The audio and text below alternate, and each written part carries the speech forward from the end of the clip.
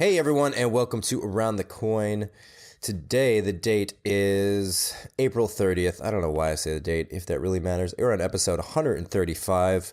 Today is going to be a fantastic conversation. The two of us here, the amigos, myself, Mike, and we have Brian Romley on the mic as well. Brian, what's up, my man? Good morning, Mike. I'm doing wonderful. Faisal, we miss you, but I have a feeling you're out at sea right now having a good time. So enjoy yourself. We'll So you're have you next time. probably sitting on a plane, but yeah, that's all good. And to all of our listeners, thanks so much for the support last week. I think last week we had a record number of engagement.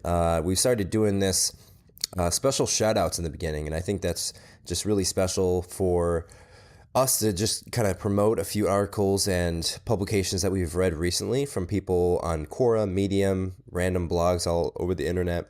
But it's been a really great place to, spread the word, spread the efforts of people who have been writing really great content.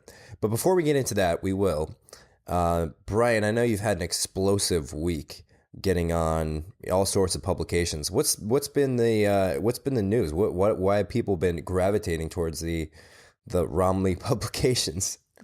Well, thank you, Mike. I don't know. I just write and people pick it up. I wrote a lot about what took place at Facebook F8, some of the neural interactions and what that will look like. And generally in Voice, Forbes magazine. Thank you so much, Forbes, and Huffington Post, Apple News, and quite a few other publications have picked up some of the things I posted on Quora and on my Read Multiplex site. And this is the first time I've had so many larger publications pick up on my stuff. In the last 8 days, over 12 publications, 12 articles have been put out there. And just in 8 days, 9 million people have been impacted by the stuff I wrote. So it's very humbling. I thank everybody. 9 million people? Yeah, 9 That million. is insane. Yeah, it is really humbling, and I don't know if it's 1 million people reading everything I wrote 9 times. I don't know what it is. I mean, it's hits, but the bottom line is people are reading it, and I'm looking at the distribution around the world over the last 6 months. My distribution has been going deeply in other parts of the world, throughout Europe, Germany. I have a big following in Germany. Thank you guys out there. And a lot of people in Russia and China, parts of Vietnam, interesting. New Zealand, I have a lot of people out there, Canada. Let me ask you this, Brian. Do you see people resonate with certain topics or take interest in certain, whether it's internet security or Bitcoin or blockchain voice recognition? Do you see a segregation by country in any way? Yeah, it's interesting you say that. I think I see more the practical building and being able to build something around type of articles really resonating in Asia, specifically in China and Japan. Whenever I write something that's specific about, in this case, voice first artificial intelligence, where you can literally start implementing some of these concepts and ideas, that tends to become extremely viral there. When I talk more deeply philosophically about this stuff, Germany is really resonating with it, parts of Russia and Canada. And when I get really cerebral at the United Kingdom and Australia, pick up on it. So I don't know. Maybe it has to do with the various phases within these cultures where they are. But I get a lot of questions from people in Asia for deeper verifications and maybe an understanding of what I meant about a specific sentence. There was one sentence I wrote, I forget what it was now, in a Medium article, and I had over 30, 40 people in one day in different parts of Asia contact me, tell me what this means in more detail. Literally just asking. They just couldn't understand your writing? No, actually they wanted me to really dive in on the subject, and I'm more than happy to do it. But it's funny because of the cultural differences. There's no formality in it. It's just, tell me what you meant by this. I'm like, okay. Got it. I think it's a translation so let's do machines this. out there. Yeah.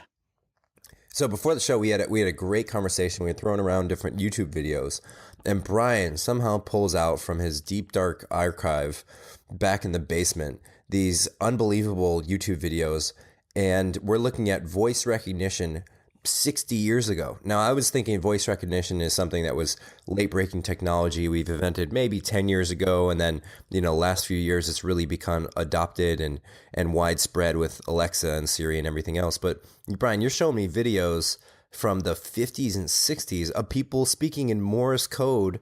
I mean, what?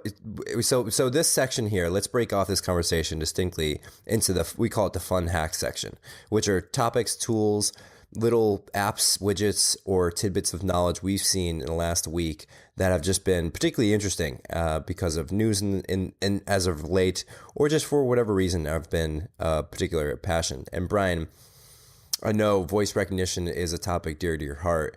What was EMVI? Explain to for those who haven't heard what the early stages of voice recognition were. Oh boy, big subject. I grew up. I mean, just let me say with this specific tool in mind. Yeah. Just this tool. Yeah. I'll just give you a quick why I got into this particular part. I grew up around Bell Laboratories near Princeton, New Jersey, and as a young child, I got to go to Bell Laboratories with my friends on the weekends and during the weeks in the summer, and I got to see voice recognition technology really in its early days. It's 70s and 80s, but they told me, "Oh, this is old." And I go, "What do you mean?" "Oh, this guy, Viktor Shimon, kind of started a lot of this idea out." And so back then, I didn't really have access to who Viktor Shimon was. There was no internet. So about 15 years ago, I started researching it. And I actually found Mr. Scheinman. And unfortunately, he recently passed away. He was an incredible guy. Viktor, in 1956, I believe, was a student at the 21st Century School. And this was a special school that was developed in New York City for people that had an affinity to science and mathematics. And they held a science fair every year. So he decided to create a talking typewriter, or a speech-to-text typewriter is really how we would term it today. And he did it all with analog electronics. This is 50s, right? There was no real computer available to anybody. And he built a series of analog filters which were able to look at the envelopes of each letter. And later on, he actually did it with words, but in the Science Fair video that we'll post in the notes, he actually did it with individual letters. And so in the video, you'll see him saying A, B, C, and the typewriter typing it. Some people assumed he only got a few letters. He got the entire alphabet, and the thing worked.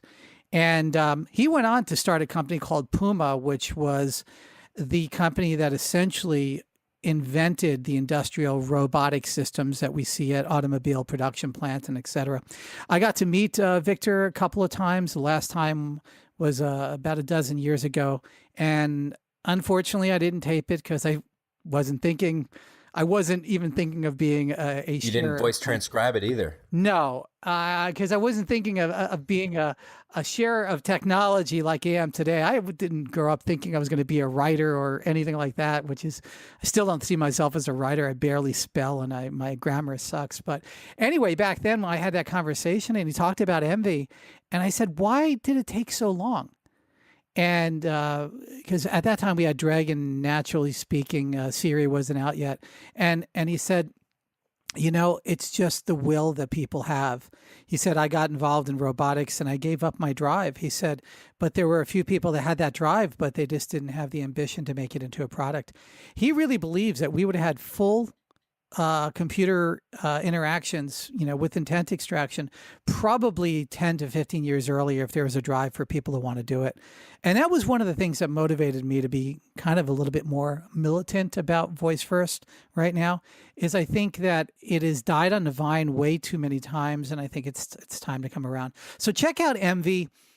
Give it a thumbs up. I've only got we'll include this views on this particular video. We'll include this this video will definitely be in the show notes. Yeah. How about you, Mike? What did you surface this week? What did you find interesting?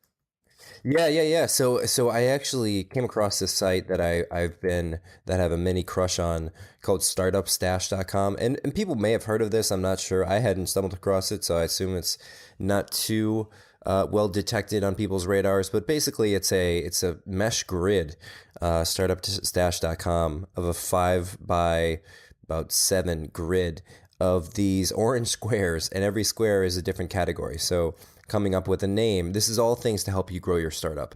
Market research, deployment, development, marketing, MVP, social tools, idea generation, all of these things that, you end up just, when you hit a roadblock in one of these areas, you end up just doing a ton of Google searching, talking to people asking friends, asking other entrepreneurs, but there's not a good centralized repository of referral links in different directions. And I found this, and I was immediately put this on my top hacks bookmark bar, which you have to be pretty damn good to get on that in that bookmark category.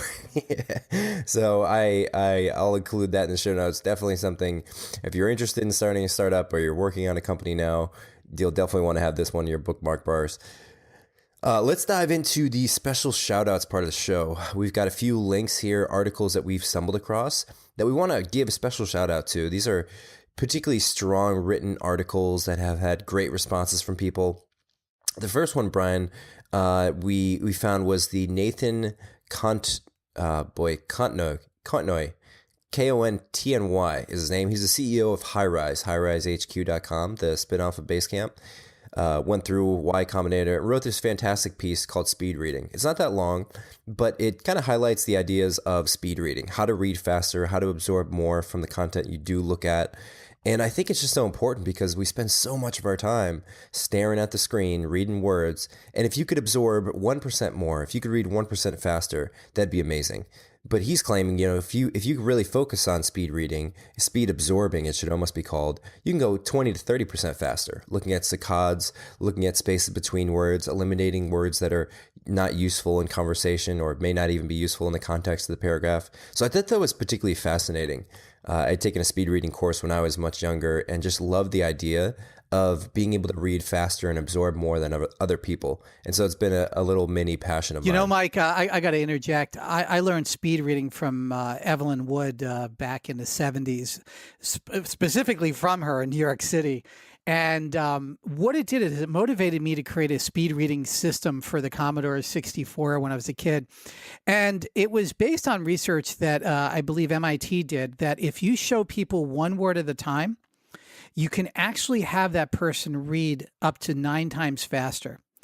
And it is, there's a video out there, maybe we'll put it in the show notes, that shows you a group of, a bit of text, and then showing you that text a little bit faster, and then really fast. And you don't realize that you're actually reading it. And then the video basically tells you that you have just read 397 words a minute.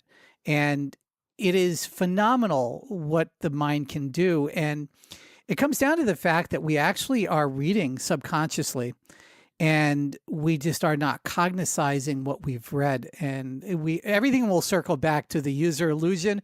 Tor Noor standards surface this from a lot of scientific research. So basically, here's my hack on all this. Definitely learn how to speed read. If you don't know how to speed read, do it right now. There's a lot of free online courses. I happen to love what Evelyn Wood came up with.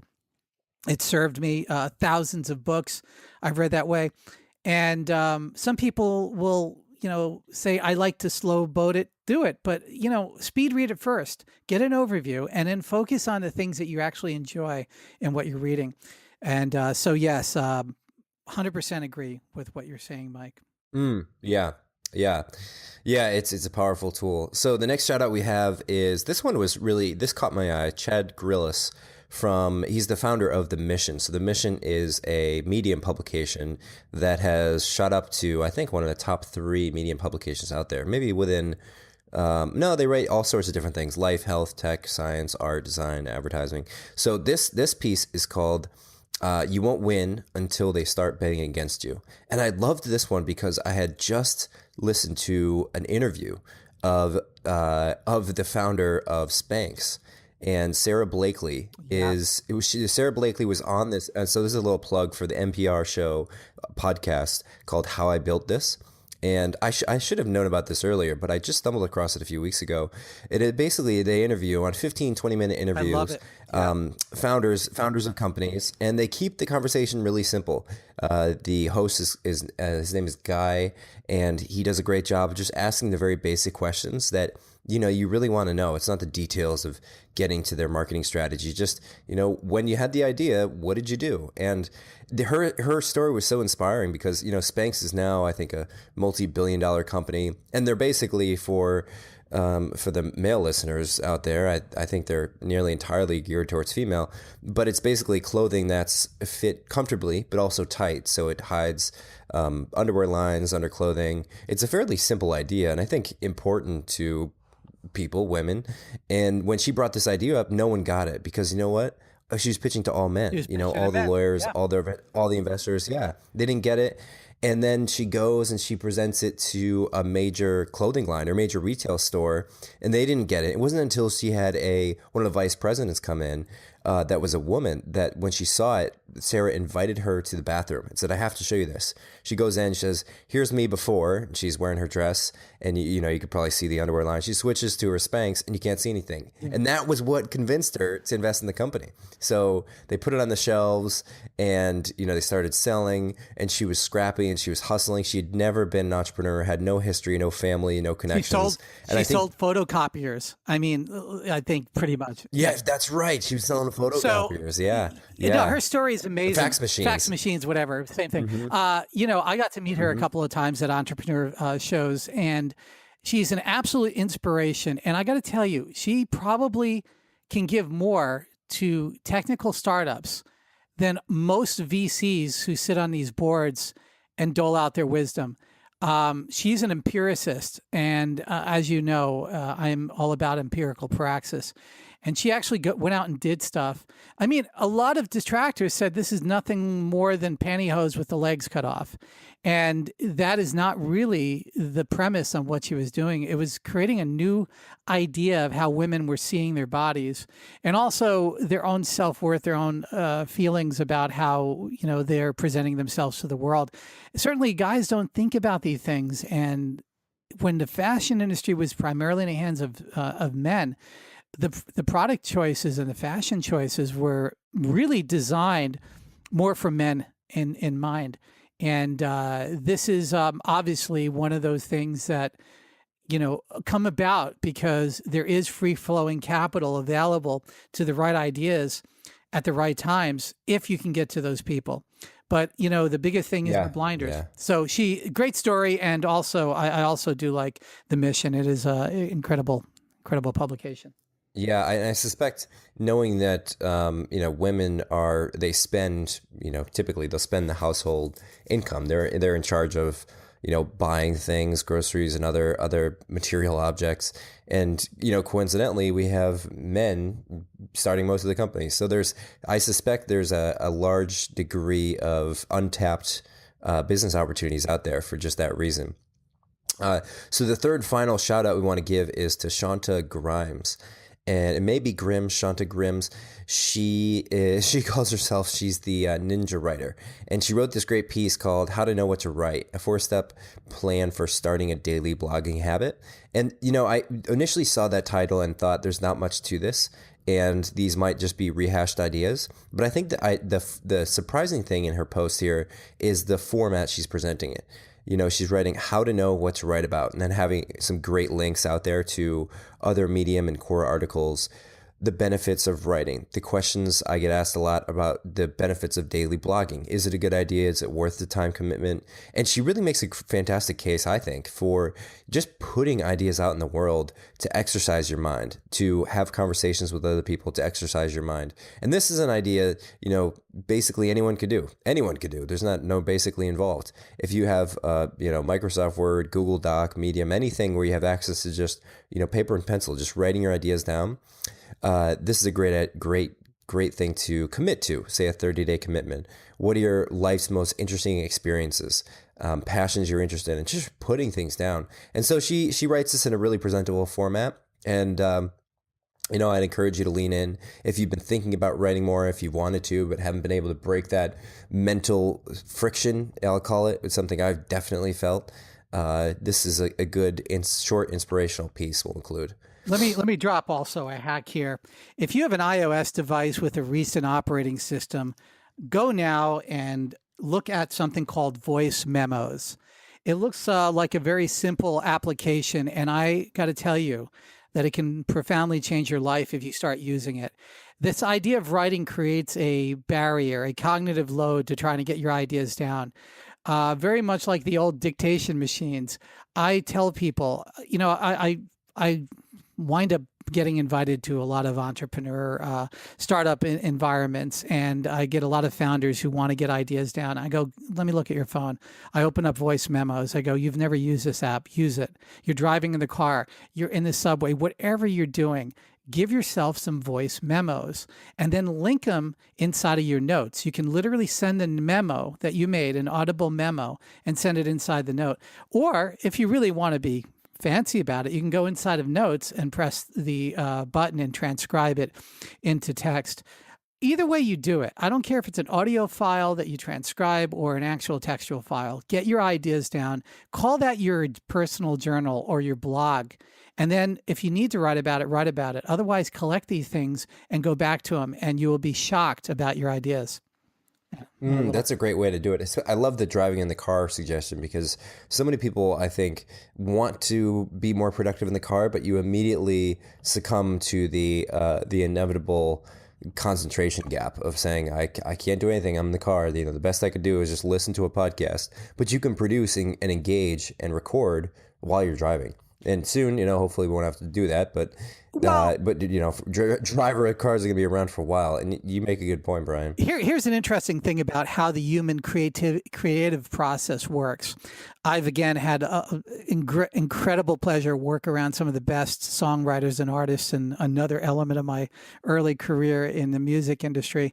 And I noticed a pattern for people who are great lyricists and great songwriters is that if they focused on writing a song or writing lyrics, they would never get it done. In fact, they would almost get suicidal. One of the reasons why there's such a drug abuse problem with creatives is that if they're going after the creativity, they will not reach that creativity. The Greeks called it the muse, M-U-S-E, this idea that this goddess came into your life. The muse enters the person's life when they're doing something else. So they're taking a shower. They just woke up. They're running. They're driving a car. They're actually having a conversation, and a thought comes in. This is when our creative processes take place. I happen to believe that the best way to read a book or to come up with ideas is to have music in the background, or to have inspirational text being read to you.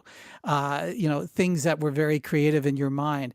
These things sort of take you out of your space of thinking and get you into a flow pattern of creativity. Creativity is not a thinking process. And so that's why I'm really into taking the time of driving in a car or shaving. If you're a guy shaving, if you're a girl putting on your makeup, hopefully not your lipstick, and you wind up just putting out these ideas. And you have something recorded. I happen to believe in text to speech, or speech to text, and I use Alexa and Siri and all these other systems to actually transcribe my ideas, and they become articles. In fact, the latest issue of the Multiplex magazine was primarily done that way. So that's awesome. Definitely. Yeah. We want to jump into this Amazon Echo Look thing. I almost forgot to mention. Yeah, kick it off. Yeah, so this week, Amazon shocked the heck out of the world by dropping out what is called the Echo Look.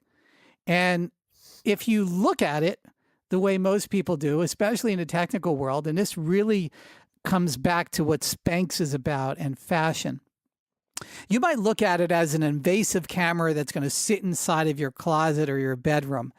And you might be true about that, but you may be missing the entire premise. The premise of fashion is the connectivity that the fashion creates to the person that is participating in it.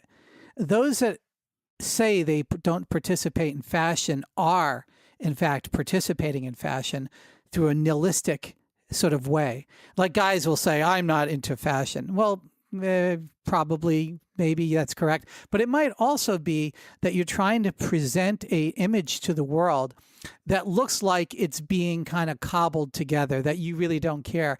Or some guys will claim that they really don't care. But if you really analyze the things that they're using in their life to wear, they're projecting an image. And that is fashion in and of itself. It's just that most guys don't want to be attached to it. So guys are making these claims that the Echo look is just a game. Whereas women have a slightly, and I don't want to be sexist about this, guys, and we'll do this too, but I'm just talking as the primary cohort. Women tend to love group ideas about fashion. That's why they tend to want to shop together in the physical retail space. When we started getting involved in e-commerce or, even mail order commerce and direct mail, that whole premise started to go aside. Amazon recognized that either empirically through research or just by hitting different things. So what is the Echo Look? The Echo Look is a camera that is a depth perception camera, which is a little bit different than a standard camera. It actually can tell a whole lot about what is. Yeah, this was also the technology in the iPhone 7S. Exactly. The depth perception. It also was part of the failed Fire phone, so they're kind of ripping some of the technology out of the Fire phone and throwing this in here. They're like, what are we going to do with the Fire phone? Just shove it in the Alexa. Yeah, we'll stick it in everybody. Yeah, we'll stick it in everybody's closet. Yeah. So what does it do?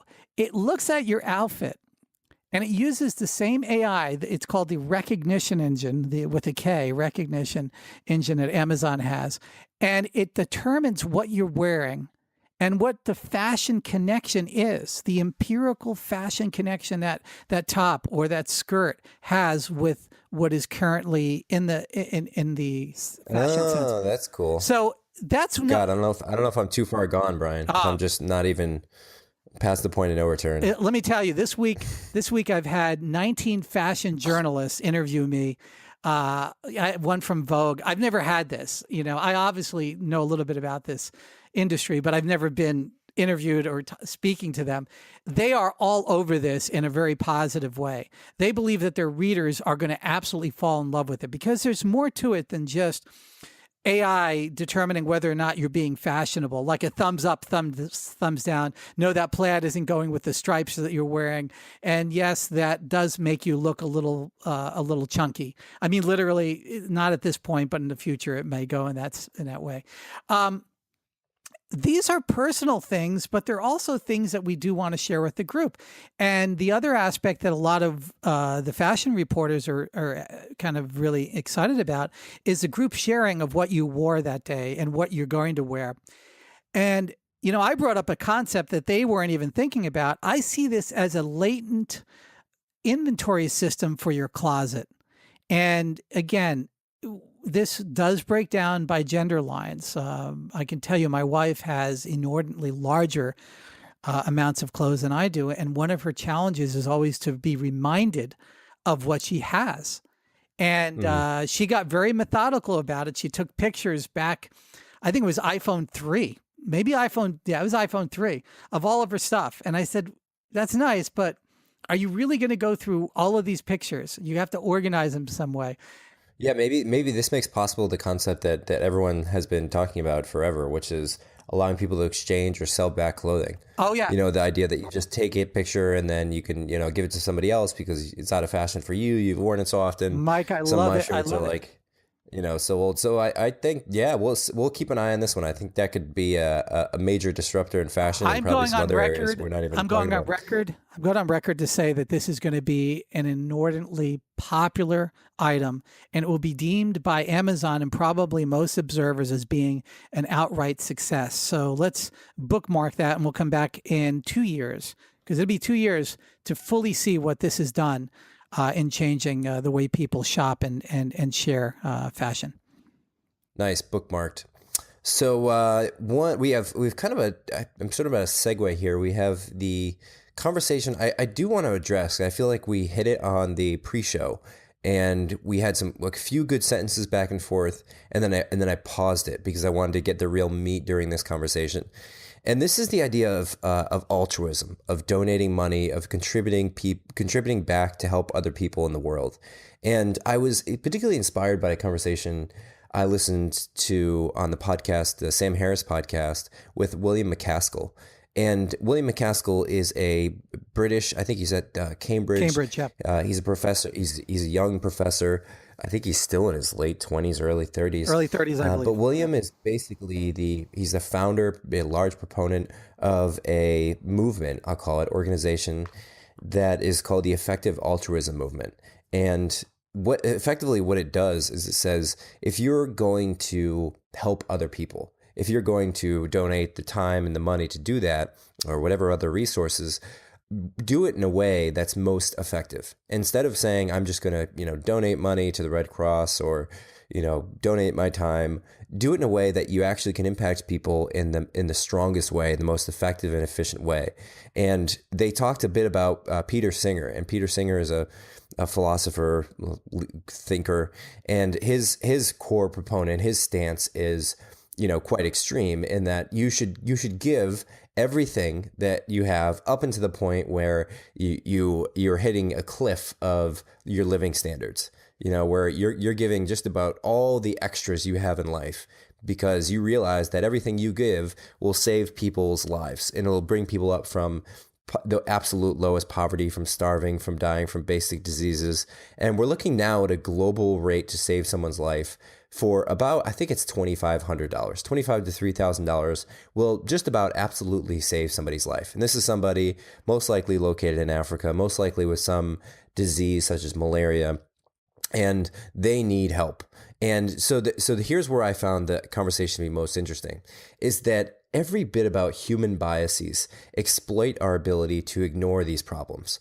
And the geography, the proximity bias, I think is most strongly impacting our views here. To say that if Brian is standing on the edge of a road and all of a sudden a house bursts into flames, then there's a kid sitting right in the doorway, and you can run in there and you can get that kid and you can save him, you would do it. And you would feel like a hero because you would. You'd be that hero for saving that kid's life who's trapped in the house.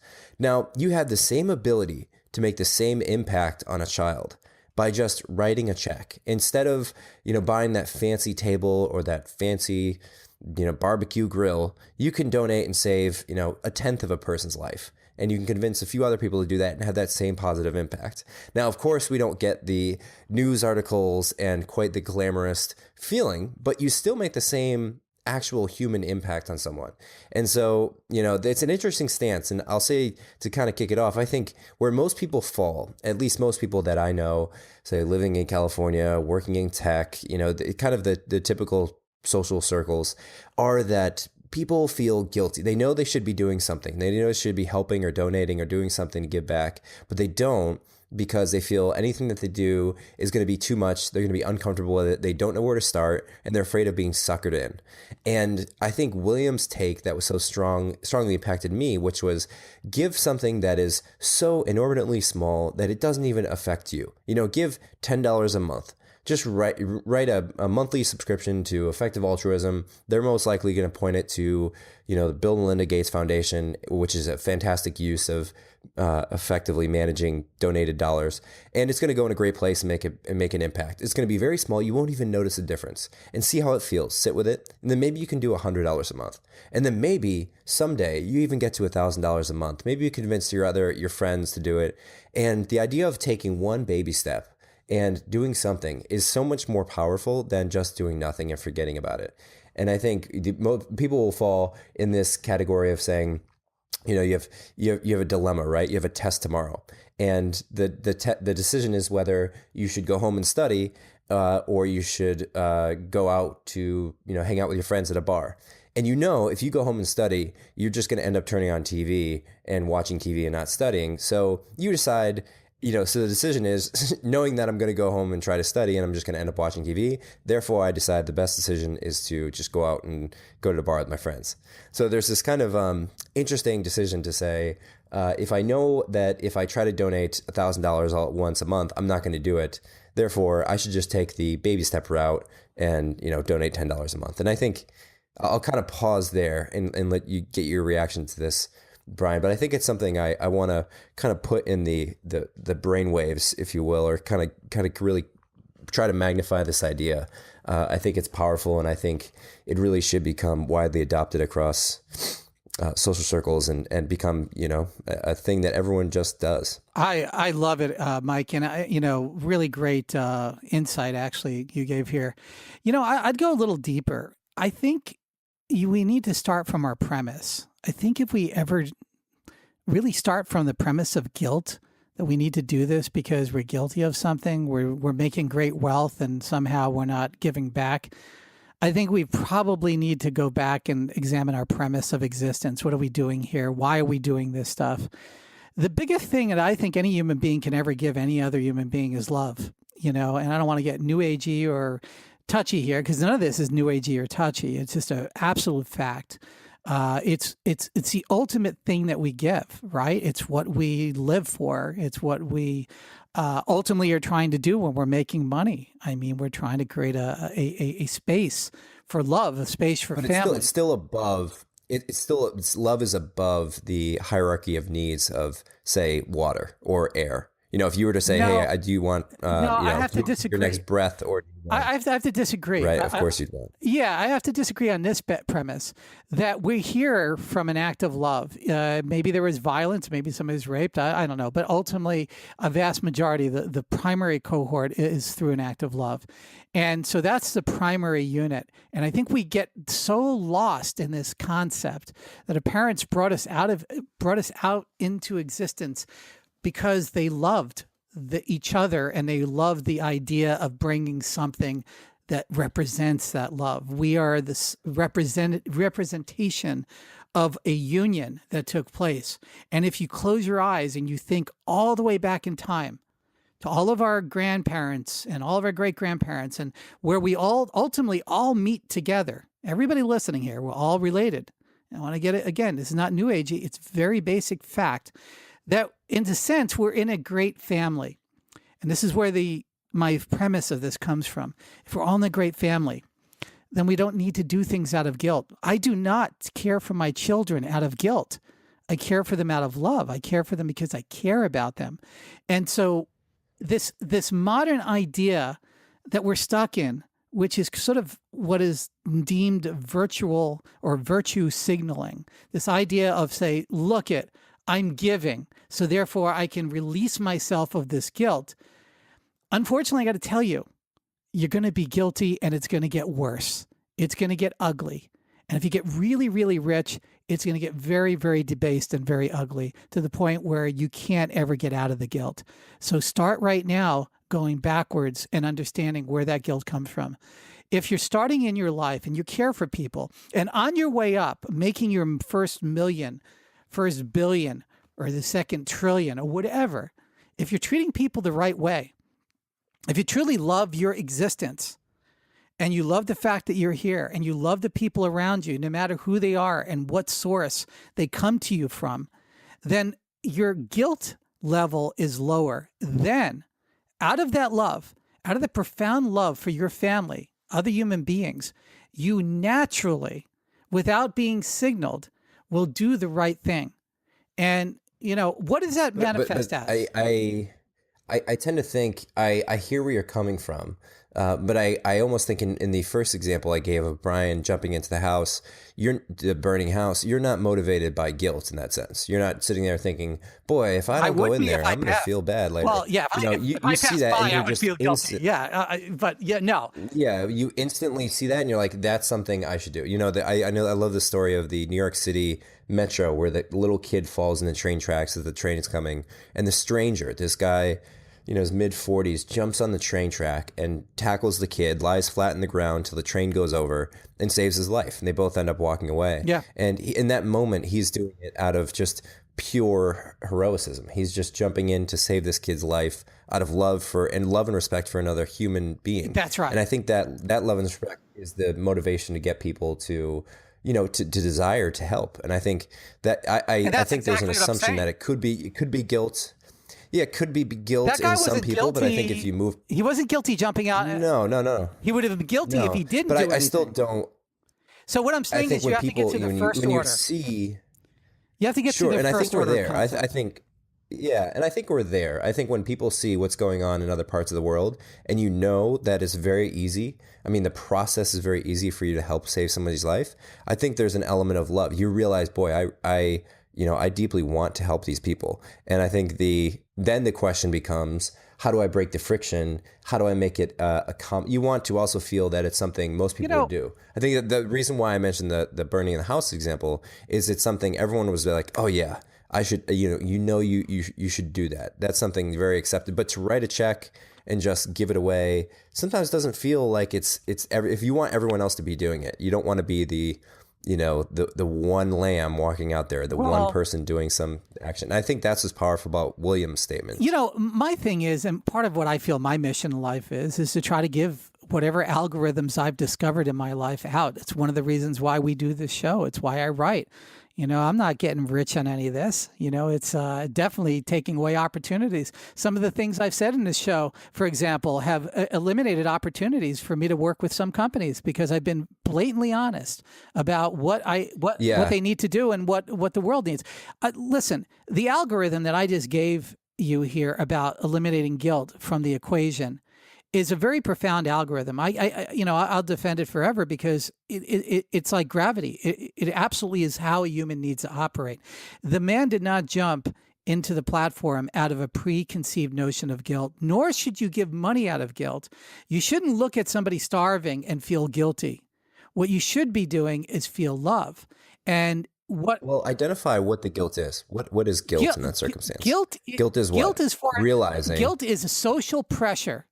Guilt does not exist if you're alone. If you're alone in a world, guilt doesn't exist. Guilt is a social pressure, and it is designed, unfortunately, for really the wrong reasons.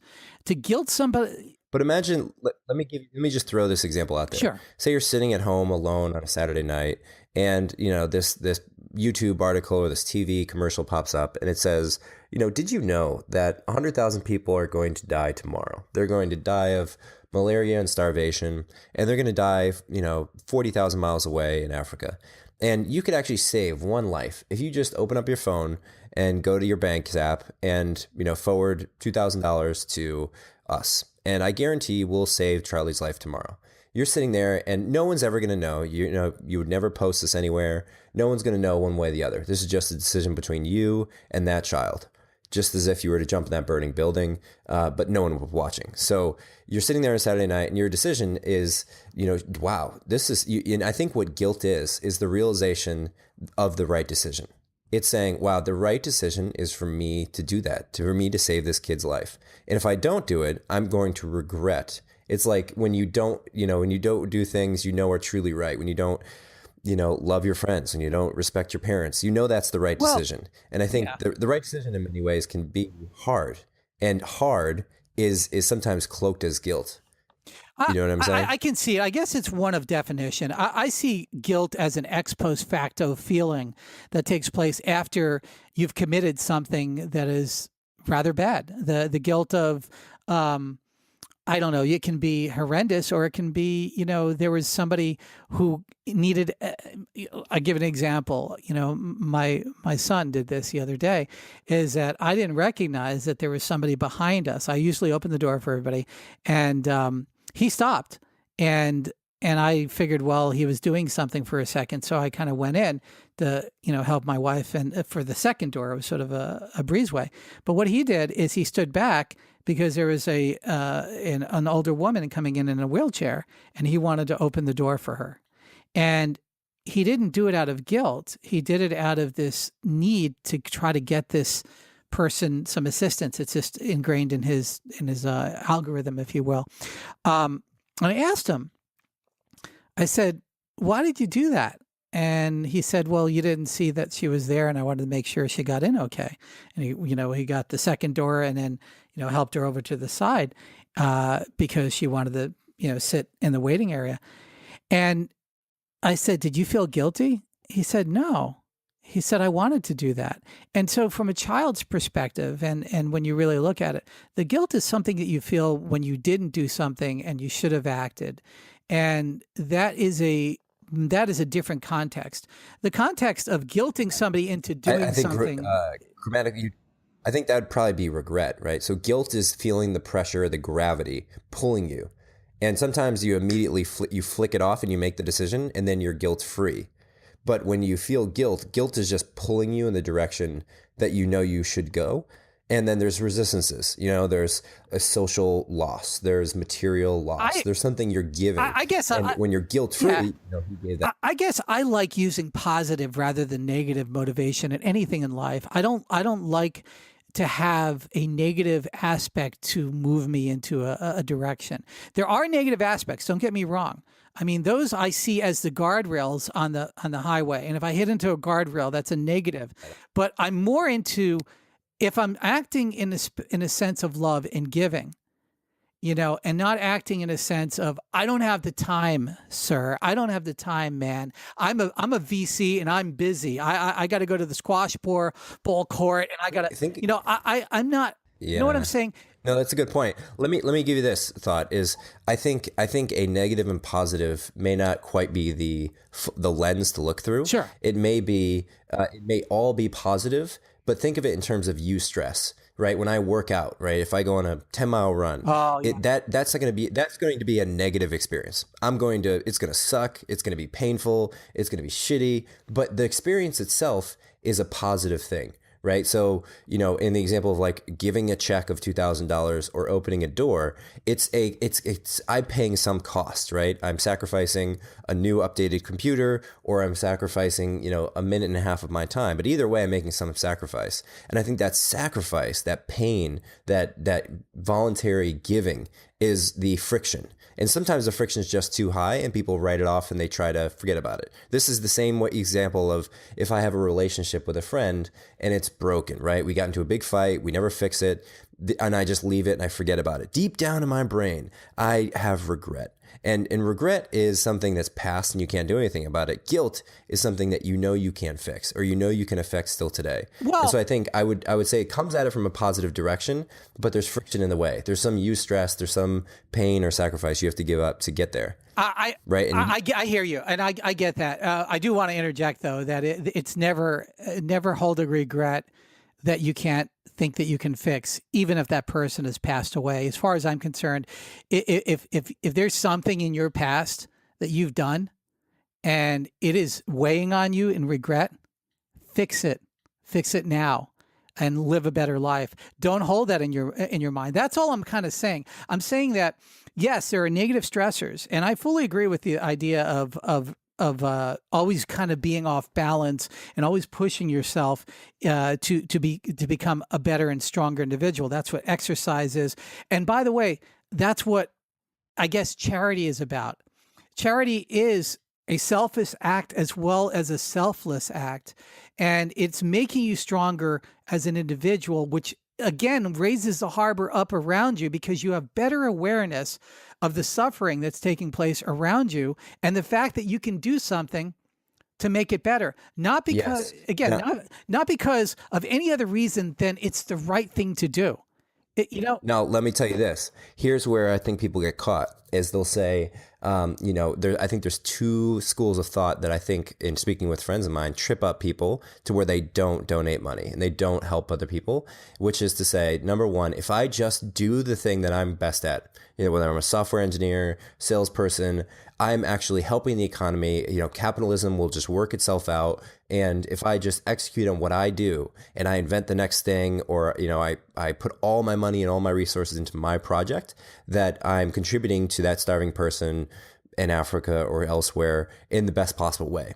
And I think the second idea that people get caught up in is to say that, my time is too valuable, my money is too valuable, and I'm going to save. Basically, the idea of the second argument here is, I need all the cash now, and then I'm going to donate later. I'm going to wait till I have $2 million in the bank, and then I'll start donating. Basically, the delayed bias, which is to say, what's the difference between someone making 50,000 or 500,000 or 5 million or 50 million? It's just a psychological game.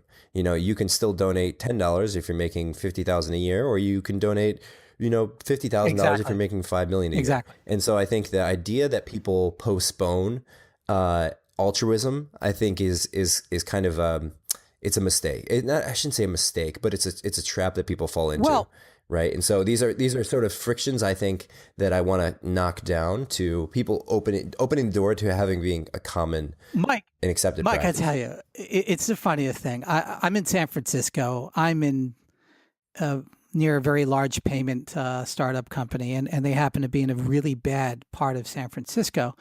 And the conversation was about, with the group of these engineers and such, about how they're changing the world and how they're affecting, things on a grand scale. And right when that was being told, there was a gentleman on the ground,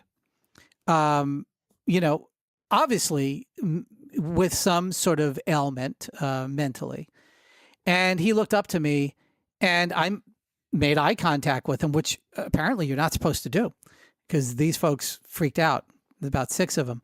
And I said, "Hey, buddy, what's up?" And he goes, "Can you spare some money?" I go, "What's going on?" He goes, "I'm really hungry." I go, "You're hungry?" I go, "Let's fix that." So right there was a McDonald's. It's at the bottom floor of their facility. And I walked in and I took him in, took less than 3 minutes. There was nobody there. Said, "Order whatever you want." Got him some food. He sat down on the table, started eating. I said, "What's your story, man? How'd you get here?" Right? That's all I said. And he said, "I used to be a programmer in the 1990s. And my wife, we kind of," and he started getting kind of emotional. I said, "You don't have to go into details." I go, "Well, why are you here? Why are you here right now? What's going on?" He said, I just can't find my way back." I go, here's a phone number. Here's a person that can help you get back into coding. Here's a way for you to start getting back in programming again. And the folks that were with me in their 20s, and they looked at me like I was crazy. And said, afterwards, the whole thing maybe 10 minutes, right? And, they said, "Why did you do that?" And I said, I felt that there was something I could do to help this guy. And it's not something new. I mean, back in the days when I was in sales, I used to have to go out and physically meet customers. And that went on for almost 15 years, right? And I got to see all elements of humanity. And after a while, if you are aware, you can kind of see the humanity everywhere, including the ones that you don't want to look at. And next time you're around somebody homeless, look at how you act. And by the way, don't feel very guilty about that. Talking about guilt, you shield your eyes, not because you don't want to see them, is because you don't want to see yourself. The problem when we see anybody injured or homeless or got a bad disease is we immediately, and this is normal, we immediately see ourselves in that situation, and we don't want to see it. I think cultural fabric is very difficult to mend, right? It's just become the way that you act. Right, when you walk in San Francisco, you just walk past homeless people. Occasionally, you slow down and give them $1. No. Oh, yeah, right. You can toss them $1. And so what this guy needed, he didn't need money. But also that, yeah. I guess the piece I threw in there is that you need some critical mass of people to change the acceptance rate. Right, in Canada, there's just people don't lie on the ground homeless. There's just if someone was on the ground, people would just run over, right, and they would help them. It's just a different social construct in Montreal. I got to give you the end point to this. That particular gentleman revealed in a conversation that he makes more than enough money to get food. What was different is that I activated a relationship with him. Part of the problem of homelessness, part of the problem of isolation, part of the problem of the people who feel tremendous amounts of guilt is their mental isolation. I knew what was wrong with that particular person at that particular moment, only because, not because I'm a genius or anything, because I saw them as a human being and I saw them as being lonely. And I knew what they wanted was somebody to come and to say, "Come on, get up. Let's get something to eat." And sometimes that's all it takes. It turns out that particular person is, in fact, programming, is, in fact, getting themselves into libraries and reading and picking themselves up. Do they have mental impacts that they have to overcome? Yes. But when you realize that people aren't just throwing money at you, that they actually care, that's what I'm trying to get back to this point. And get back to the point that you actually care. And it doesn't mean going on a homeless shelter and slopping out food on their tray. That's good. That's nice. Do that. But that doesn't divorce you from being a human being. Engage. Talk And I to think them. one kind of topic I'll bring up is, effective altruism. This foundation that William McCaskill started says, what's the way to maximize the human impact, right? If I love Brian it. takes an Yeah. hour out, 2 hours out, you take, say, you take the equivalent of a $200 donation out to this person, you're bringing someone from some scale on a human life of, say, from a 4 to an 8, right? And you're saying we're helping someone who's in their mid 40s, who's struggling. Obviously, they have enough food to live, but they're in a psychologically difficult place. They're in a rut in their life. What I don't want to come off in any way offensive, but I think people fall into a trap sometimes of the emotional aspect to altruism. And I think altruism is most powerful when it's purely effective, when you look at the effectiveness of it. To say, if there's a child who's 3 years old and this child just purely needs nutrition to live, otherwise they're going to die tomorrow. And, the ease of writing a $200 check might be much more powerful and effective than, not to say that in any way what, you did was magical and hugely important to this person. But I think there's also the proximity bias that Yeah. people fall I love that. fall into, Yeah. which Yeah. is like, hey, why do we talk about San Francisco? Because we're physically in San Francisco. We're not talking about Bangalore. We're not talking about Somalia, because how many people on listening or have talked about this have been there, right? We haven't, and because you haven't physically seen it with your physical eyes, you're not emotionally attached to it. And I think if you can really think about it, right, the emotional attachment is what usually creates the filters for the most effective altruism.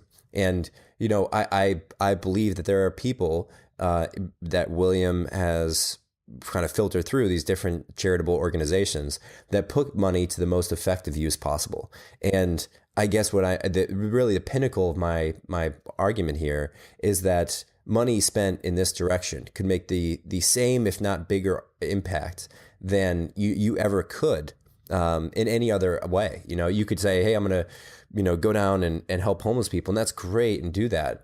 But you could have effectively a bigger impact to society and the world and humans by giving it to someone who is in more need, right? Who is on even, a brink of extinction. Yeah. Who, has malaria. They're 2 years old, right? Instead of psychological issues in 40. So I think there are some quantitative measures by which we can filter through and objectively say, money spent in this direction. Because even now, I'm now looking at, for me, about $100 to $200 monthly donation. And for me, I know I could get by with more, right? I have a condo in West LA.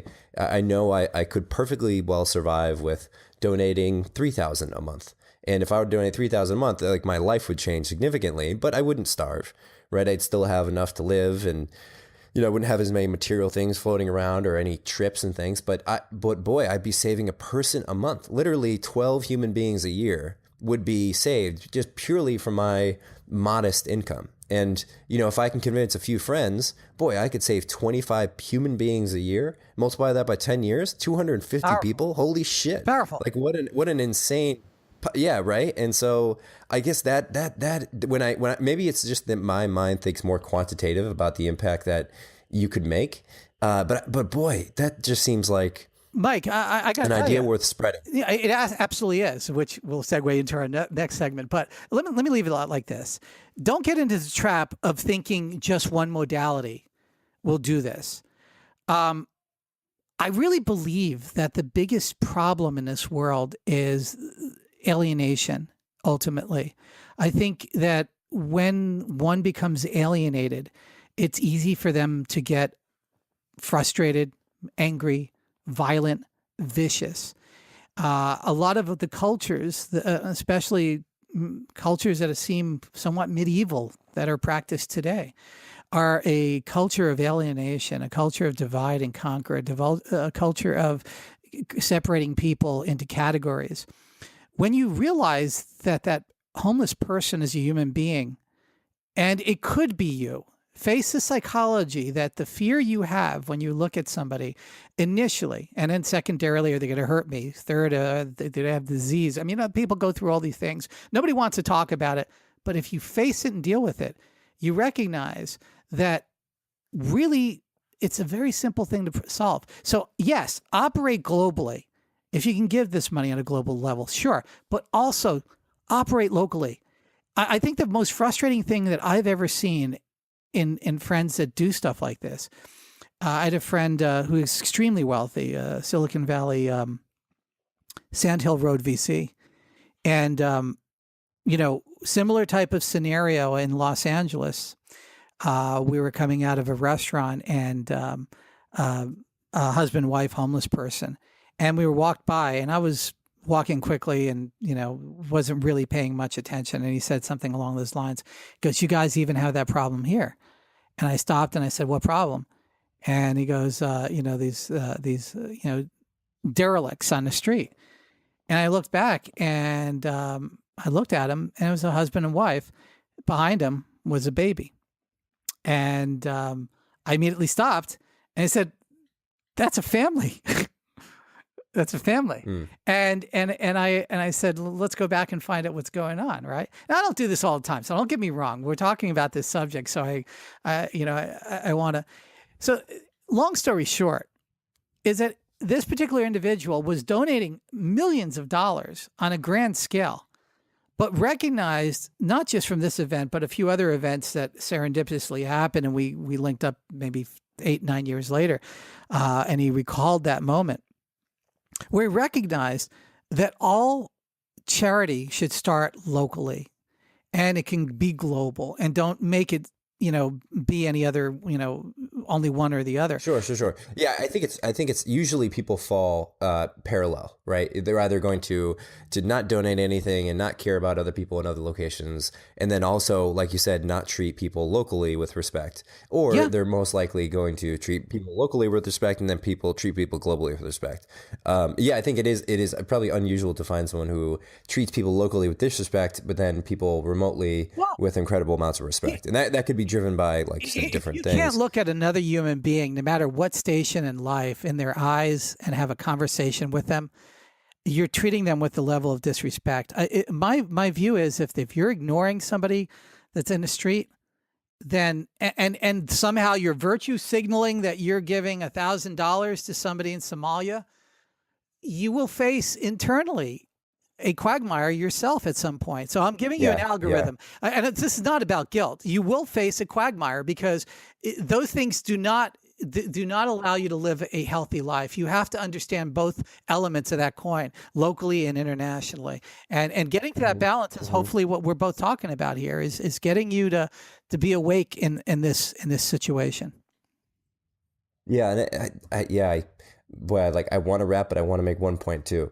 Is that when we look at people closest to us, I think what stems the most connection is that you realize that person's conscious experience is very similar to yours. So I think that's why people associate with and connect with on a deeper level those that look physically similar to they do, right? Yeah. Because they assume that their conscious experience is just like theirs, and that could be race, that could be age, that could be gender, that could be species, right? Or that could be anything, but effectively it could be proximity. But if you have someone that lives right next door to you, the same age, same gender, same race, same everything, you're going to think, oh, that person's conscious experience is very similar to mine. It's a cultural relativity. Now, then we start to cultural relativity, right? But then we start to disassociate by bringing in maybe bonobos who have 1% different genome structure. They're going to have a different conscious experience than I do, and so they don't get the same level of respect and treatment. And this is just stating the way it is, right? And then we have cattle, and we have agriculture, which is treated with incredible amounts of evil, for lack of a better word, which is just that we're assuming that cattle have no conscious experience, or we're writing it off. Look at that, right? Look at the environment of cattle and agriculture, right? We're just putting these animals in, like we are just taking them away from their mothers, extracting as much milk as we can, and then slaughtering them. Mike, and so there's to be realistic, if you really want to look at the human existence, is that everything. Fortunately, hopefully on a grand scale, everything other than human is considered food somewhere around the world. There's not something that doesn't walk or breed that somebody hasn't eaten, unfortunately, including humans in some countries even today. Sure. I mean, even just look at, I think, in the last couple hundred years, we're always so acutely aware of the social and cultural expectations of today. But rewind 300 years, and many of the world's members, humans, didn't think other humans were worthy of the same levels of respect, right? So slavery is often looked at as this interpretation of conscious experience of another human being as much different than yours, right? The same way we look at cattle, right, or any livestock is the way I think people digested what slavery was. And slavery could be segmented into race, it could be segmented into location, there's all sorts of ways, but effectively at the end of the day, human beings looked at other human beings and said that they're not equal to us in their conscious experience. They're just, worth less. They're worth less than what we are in some way. And I think that's a mistake. It is a mistake. And it's probably the same mistake we're making today with respect to how we treat other animals, right? Unless you can make an argument that for some reason they don't have the same conscious experience or a similar conscious experience, they're going to feel and experience pain the same way. But should that change things? Again, I don't want to get into my own personal food habits, but let's look at it from this point of view. Oh, actually, let me back up one more step before I go to the animal aspect. This whole concept really reminds me of some early science fiction Ben Vova and Isaac Asimov wrote in the 50s and 60s. Imagine if higher order alien intelligence visits us, and I take this very seriously and look at it from a very academic view. They look to the universe in a much different way than we look to the universe. They have knowledge sets. Look at the knowledge set we have over 1,000 years. Multiply that by 1,000,000. Imagine a very ancient culture that's gone through a lot of this stuff. They see us and they go, well, yeah, they have basic consciousness and all that, but my God, they're still fighting over the slight differences in their skin and the slight differences in their nose. The moment that you have something larger than you and you look at the humanity, you realize the quibbles we have between each tribal race, breeds, genders, whatever you want to call, is minuscule. The difference between me and somebody else in another country that happens to be a different color, different, whatever, it's so minuscule, it's ridiculous when it's looked through the lens of another species or even another animal on this planet. All the cows don't see the difference. All right, let's look at an anthill. Let's regress this downwards. So I guess just to filter this down, are you proposing or arguing for varying levels of consciousness and that humans are distinctly different, or are you arguing the contrary? That all life is experiencing consciousness and therefore should we? I'm arguing on a meta level that all life is precious, and not to the Jainian view, right? The Jainians are really looking at life as all forms of life that you can't injure or destroy. That is a bit ridiculous to go down to that level. But if you look at a Gandhi level of, if I'm taking out one life or any type of life, I'm hopefully doing it in a sacred way. And the Native Americans, and Hasidic Jews the Egyptians, Sumerians, a lot of people don't understand kosher, right? The indoctrination of the kosher procedures in rendering beef, for example, or chicken, actually comes stemming down to a very basic belief system. Some might call it feudalistic. It isn't. It comes down to almost Kabbalah. And this idea that you're taking a life force to give more life to another entity, and there's an honor in doing that. And there's a way that you do it. There's also a practicality to it. Part of the reason kosher meals are rendered in the way is that we're literally limiting much of the stress that the animal is going through as they're being slaughtered. And if you've ever been to Greeley, Colorado, and you've walked into a production line that cattle must go through to be rendered, it will forever change your view about. That's so fascinating. Yeah. I mean, because they're shot in the head with a nail gun multiple times, and the screams and the horror is probably worse than anything you've seen in a macabre horror show. We don't want to talk about this. And this is not a way to advocate veganism or vegetarianism or anything like that. But what I am saying is that animal has released steroids through their body in those last minutes of life as they're being hung upside down while still alive. And those steroids that are being released dictate what releases into your body. This is not, again, New Age philosophy. It's practical science. I can show you that the Brian, stress hormones of that animal is elevated to the level, and when you consume it, these are bioidentical stress hormones are going into your body. Then you wonder why you're getting so stressed out.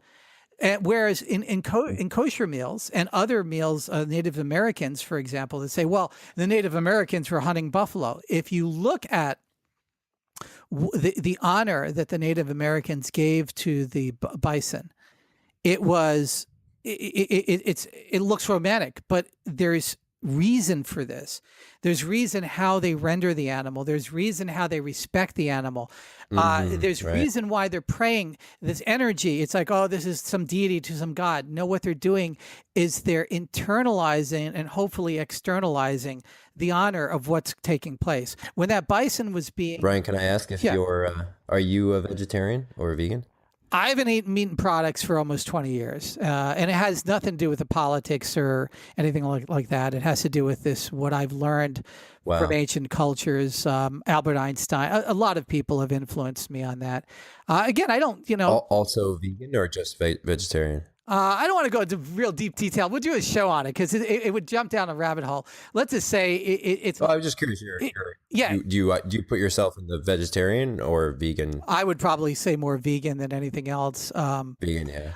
And it's not. And again, it's not about should I eat an animal or not. It's not. I've made decisions based on a lot of different ideas that I've discovered in science, not in religion or philosophy. Later on, after I scientifically analyze these things, then I found in history why certain cultures made their decisions, why Plato, why Aristotle, why Einstein, why Tesla, why, I don't know, almost anybody I've ever found to be in powerful individuals, why they chose their particular dietary lifestyle. Right. And so I arrived at it from that. But when you start looking at what we're doing as humans, this all comes down to consciousness and also ideas, is you start saying to yourself, just because we can technologically make something, really efficient, like even building flesh in a petri dish or something like that. Is that what we're supposed to be doing? We're going to be asking a lot of those questions. Yeah. Because that's the other argument. The argument is, okay, I see the animal is stressed out. Let's just take their flesh and grow it in a petri dish. Well, again, there's science behind this. Very valid science. And then there's philosophy, and then there's ancient wisdom. And I like being able to look at the science, fully understand it, validate it empirically, reproduce it, validate it again, form a postulation, have a theory, then go backwards in ancient observational empirical study. And what were the ancients telling us? What was traditional Chinese medicine telling us? Well, why do I look at that? Well, traditional Chinese medicine is 3,000 years of empirical observation. I don't care if they took some claw of some dead bird and they shuck it in front of somebody and it changed their way. I don't care what the modality is. What I care is that they've duplicated an observation. That observation was reproducible over an arc of 3,000 to 4,000 years. So therefore, there's wisdom that one can take. Right. There's collective, wisdom that's built up. So if we ignore the collective wisdom, then we're ignoring history. And if we ignore history, we're doomed to constantly repeat it. So that's sort of segues into our idea of knowledge sharing. And we talked about this pre-show. Mike, you had some great things to say about knowledge sharing and this idea that we group together and share data. Let's do it. But Brian, I want to respect your time here. We've been on for a little bit over what we originally budgeted. But yeah, let's reserve a show for that next time. Good. Yeah, I didn't realize we're going so far into it. Yeah, I let's cap it in this way then, if we're going to close it off. Yeah, and I think we'll bait for the next show, which is we'll dive into knowledge sharing. We call it the polymath Renaissance man, jack of all trades, generalist, and how the future might look. And why one may consider that as a career option and embrace that. So that's a little bait. We don't want to get too much into it. Yeah. But Brian, this has been a fantastic show. Yeah. One I've deeply enjoyed and feel strongly about. I got to say, Mike, you bring up some great ideas here. And I also want to kind of find ways to bring up the theme of being able to share and to donate and to give charity, and to find ways that people can do that, and to do it in a functional way that actually makes them a better and stronger individual. Because I think really that's what we're all about. If you look at that grand, wave, you put a pebble in an ocean and it waves out, right? If in fact what you're doing fortifies you as a human being, as an individual, yes, the greater good raises all the boats in the harbor. So yes, you must give, but you also must get stronger. And that's one of my philosophies. It's part of ancient wisdom. It's a part of science. And I hopefully we can carry those themes even more powerfully in future shows. Yeah, definitely. Well, thanks, Brian. Well, thank you. Thanks to everyone listening. And Effective Altruism, check it out. We'll include all these links in the show notes as usual. And until next time, take care.